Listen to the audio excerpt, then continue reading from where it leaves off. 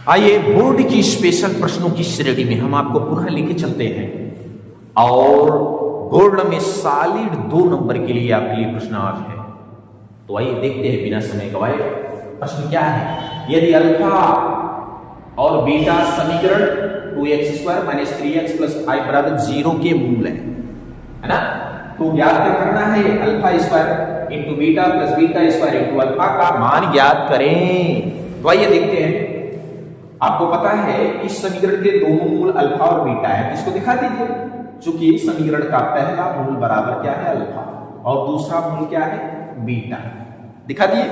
अब ऐसे प्रश्नों को हल करने के लिए ध्यान रखें कि जब अल्फा और बीटा पहले आपको मूल के रूप में दे दिया जाए तो सबसे पहले उनके योगफल यानी मूलों का योगफल और उनके गुणनफल ज्ञात कर लेते हैं। तो आपको पता होगा कि अल्फा प्लस बीटा यानी मूलों का योगफल क्या होता है, बताइए। x का गुणांक माइनस x का गुणांक बटा x² गुणांक, यानी अगर शॉर्टकट में बोलना है तो -b बटा a लिख दीजिए। अब -b यानी कि x का गुणांक क्या है, 3 माइनस में, और सूत्र में भी माइनस है, यहाँ इंडिकेट कर दीजिए। बटा में a है, a क्या है, x² गुणांक यानी 2 लिख दिया, माइनस माइनस प्लस हो जाएगी, 3 हो गई, और ये 2, ये 3 बटा 2 क्या हो गया, अल्फा प्लस बीटा। अब यही चीज गुणनफल ज्ञात कर लीजिए, यानी अल्फा इंटू बीटा बराबर होता है c बटा a, यानी अचर पद के बटा में x² का गुणा।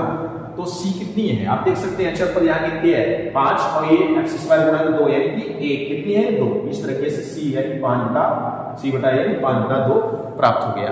अब जब अल्फा बीटा प्लस में और अल्फा इंटू बीटा इंटू में यहाँ प्राप्त हो गया, तो अब इसकी मेन प्रश्नों की तरफ चलेंगे। क्या है, alpha square into beta plus beta square into alpha के बराबर में आप इसको ऐसे फार्मूले में तोड़िए, ऐसे कॉमन लेकर के इसको तोड़िए कि ये आपको ये दोनों टॉपिक प्राप्त हो जाए। ध्यान रखें यही दोनों आप में आपको उसके अंतर्गत रिप्लेस करना है, मैंने रखना है।